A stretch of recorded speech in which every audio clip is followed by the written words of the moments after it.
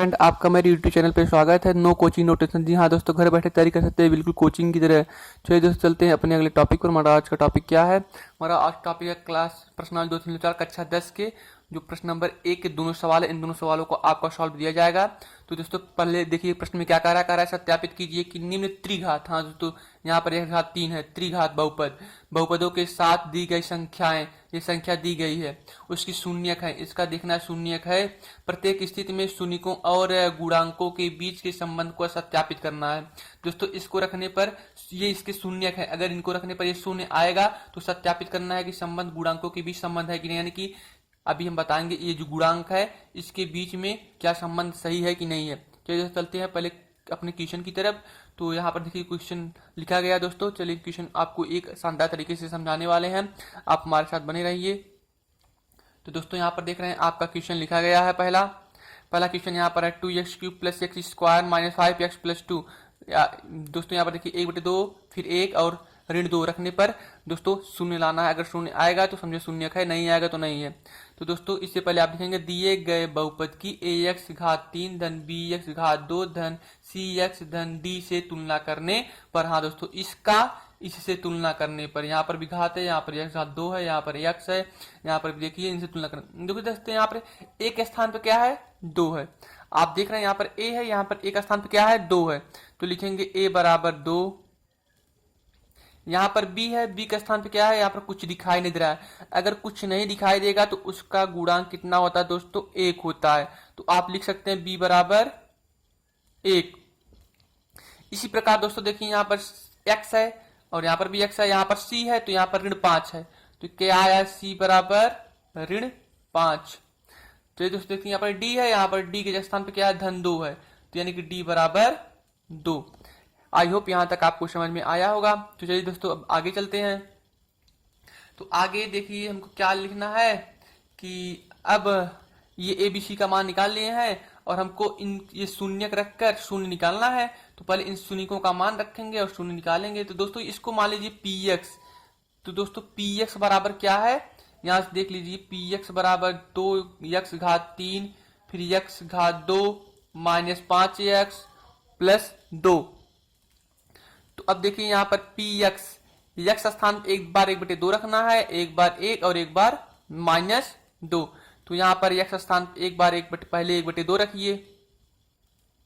तो 1/2 रखेंगे आप तो 2 ऐसे रखेंगे, x के स्थान पे 1/2 घात 3 लिखिए, धन x² 1/2 रखेंगे, स्क्वायर करेंगे, ऋण है तो ऋण लिखिए, 5 है 5 गुणे x 1/2 है तो 1/2 लिखिए, धन है धन 2 है 2। तो आप इधर देखिए थोड़ा सा 2 ऐसे लिखिए, 1/2 घात 3 है। घात 3 मतलब होता है दोस्तों कि इसी को हम कितनी बार लिखेंगे, 3 बार। हाँ दोस्तों 1/2 को घात 3 का मतलब कि 1/2 को हम 3 बार लिखेंगे। तो 3 बार जब आप लिखेंगे 1 एकन्नम 1 एकन्नम 1, 2 दूनी 4 दूनी 8, 2 दूनी 4 दूनी 8। इसी प्रकार दोस्तों धन है तो धन लिखिए, ये भी 2 बार लिखा जाएगा। इसका मतलब 2 है तो ये 2 बार, यानी कि 1 2 बार गुणा करेंगे तो 1 एकन्नम 1, 2 दूनी 4, माइनस है तो माइनस लिखिए, 5 एकन्नम 5, 2 ऐसे उतारिए, धन 2 है तो धन 2 ऐसे आप लिख लीजिए। फिर दोस्तों चलिए देखिए यहां से कट जाएगा, 2 चौक 8, हाँ दोस्तों 1/4 आ जाएगा, धन ये 1/4 ऐसे लिख लीजिए, माइनस 5/2 ऐसे लिख लीजिए, फिर धन 2। आप यहां से देखिए 1/4 यहां पर भी है। तो ये दोनों आप ऐसा करें, इसमें ना लस ले लीजिए, 4 लस हो जाएगा, इनमें से 4 लस ले लीजिए। तो 4 सबसे ज्यादा इसलिए 2 दूनी 4, 2 दूनी 4, इसलिए 4 एकन्नम 4, इसलिए लस ले रहे हैं दोस्तों। अब इसमें पढ़ी 4 एकन्नम एक बार पढ़े हैं, 1 आया, 1 एकन्नम 1, फिर इसका 4 एकन्नम 1 आया है तो 1 एकन्नम 1, माइनस है तो माइनस लिखिए। अब इसमें देखिए 2 पारा 4 में पढ़ना, 2 दूनी 4 2 बार पढ़े हैं। अब 2 आया है ना, 2 पारा 5 पढ़ना, 2 पचे 10, फिर धन 2 है तो धन 2 लिखिए। अभी मत लिखिए, यहाँ पर 1 कर सकते हैं आप, 1 है, 1 चौके 4, 1 चौके 4 4 बार पढ़े हैं तो 4 दूनी 8, धन है धन लिख लीजिए। अब यहां से आप देखिए 1 2 8 2 10, धन वाला जोड़ लीजिए, धन 8 धन 1 धन 1, 8 2 10 में से 10, 10 माइनस 10 बटे 4, 10 में से 10 गए 0 बटे 4, यानी कि क्या आ गया हमारा 0। किसी संख्या में किसी भी संख्या से भाग करने पर मान 0 आता है। इसी प्रकार दोस्तों 1 बटे 2 रख लिए, अब हमको 1 रखना है, 1 रखना है तो आप चलिए यहाँ पर 1 रखिए, पी यक्स स्थान पे 1 रखना है, तो यहाँ से 2 है तो 2 आप लिखेंगे, यक्स स्थान पे 1 रखना है, धन यक्स स्थान पे 1 रखना है, ऋण 5 गुणे 1 करिए, धन 2 है, धन 2 अपना लिख लीजिए। इसी प्रकार आप दोस्तों देखिए यहाँ पर 1 का स्क्वायर क्यूब करेंगे, 1 एकन्नम 1 ही होगा, इसलिए 2 एकन्नम 2, इसका किसी स्क्वायर करेंगे 1 का 1 एकन्नम 1 ही आएगा, 5 एकन्नम 5 माइनस है तो माइनस लिख लीजिए, धन 2 है धन 2 लिखिए, यहाँ पे देखिए 2 2 4 1 5 है दोस्तों, पहले धन वाला जोड़ लीजिए, धन यहाँ 2 2 4 1 5, ऋण 5 है उसको लिख लीजिए, 5 में से 5 गए 0। देखिए दोस्तों ये भी शून्य का आया है, ये भी शून्य आया है। अभी दोस्तों एक और रखना है, क्या रखना है, -2 रखना है, यहाँ से आप देखिए -2 रखना है। चलिए दोस्तों पी एक्स स्थान पे -2 अब रखिए यहाँ से, तो p -2 रखिए, p -2 रखने पर क्या यहाँ पर 2 लिखिए, कोष्टक में क्या x घात 3 है तो यहाँ -2 के घात 3 कर लीजिए, फिर धन x है तो x स्थान पे क्या रखना, -2 रखना है तो -2 रखिए, स्क्वायर है तो स्क्वायर कर दीजिए, -5 है -5 गुणे यक्स स्थान पर -2 रखना है तो -2 रखिए, धन 2 है तो धन 2 लिख लीजिए। आगे देखिए 2 ऐसे लिखिए, 2 -2 है, इसका घात 3 है, इसका मतलब कि -2 को हम कितनी बार गुणा करेंगे, 3 बार। यहां से देखिए -2 गुणे -2 गुणे -2, माइनस माइनस प्लस, एक माइनस है तो एक माइनस ये लिखा जाएगा, 2 दूनी 4 दूनी 8, तो दोस्तों -8 आया है। तो आप यहाँ पर लिख लीजिए क्या, गुणे -8 प्लस 2 दूनी 4 माइनस माइनस प्लस, 2 दूनी 4 माइनस माइनस प्लस, फिर माइनस माइनस प्लस, 5 दूनी 10, धन 2 है तो धन 2 लिख लीजिए। अब देखिए यहाँ से माइनस है, माइनस करिए, 8 दूनी 16, 4 है, यहां से देखिए 4 10 4 14 2 16, 16 में 16 गए 0। दोस्तों हाँ देखिए यहाँ पर ये भी शून्य आ गया, ये भी शून्य, ये भी शून्य, तो तीनों मान रखने पर हमारा क्या आया है, शून्य, शून्य आया, यानी कि ये एक शून्य है। तो लिखिए दोस्तों आगे चलिए देखते हैं, तो लिखेंगे इसलिए 1/2 1 -2 बहुपद 2x³ धन x स्क्वायर -5x धन 2। हाँ दोस्तों यही वाला लिखना है, को 2 शून्यक है, हाँ का शून्यक है, इसलिए अल्फा बीटा और फिर गामा, दोस्तों हम इसको अल्फा बीटा गामा मान लेते हैं, जो ये शून्यक है यहाँ पर, अल्फा ये बीटा ये गामा, ये अल्फा ये बीटा ये गामा, इसलिए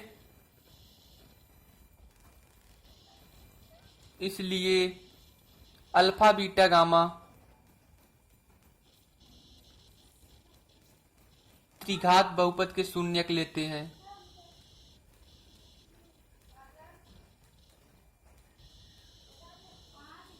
बहुपद के शून्यक लेते हैं।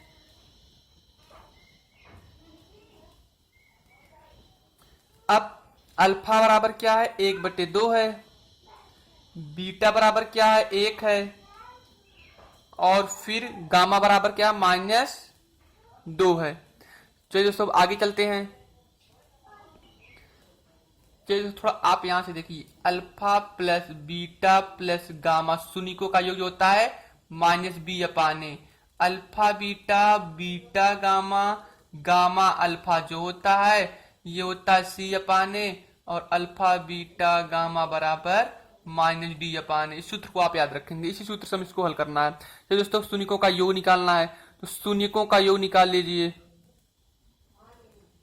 शून्यकों का योग निकालिए। Alpha plus beta plus gamma बराबर यहाँ पर 1/2 धन 1 माइनस 2। तो निकालिए।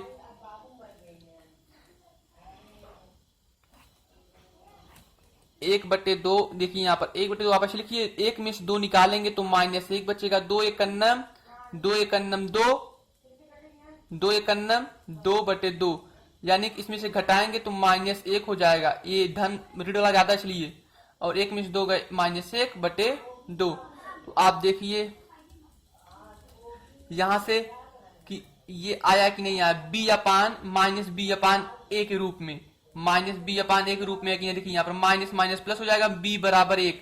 तो आप देख सकते हैं यहाँ पर ये b है ना, यहां से देख लीजिए आप, b बराबर, यहां से देखिए b बराबर 1 आया है ना, b बराबर 1 और a बराबर 2 और c बराबर 5। तो b बराबर 1 आया है, a बराबर 2। तो यहां से आप देख लीजिए b बराबर क्या आया, माइनस माइनस प्लस हो जाएगा 1 और a बराबर 2 आया है। इसी प्रकार दोस्तों alpha beta, beta gamma, gamma alpha, इसका मान निकालेंगे। तो अल्फा का मान 1/2 है, 1/2 रखिए। बीटा का मान 1 है, 1 रखिए, प्लस बीटा फिर 1, गामा का मान -2 है, उसको रखिए, प्लस गामा यहाँ है ना, तो गामा -2 है, और फिर अल्फा जो 1/2 है, इसको रखिए।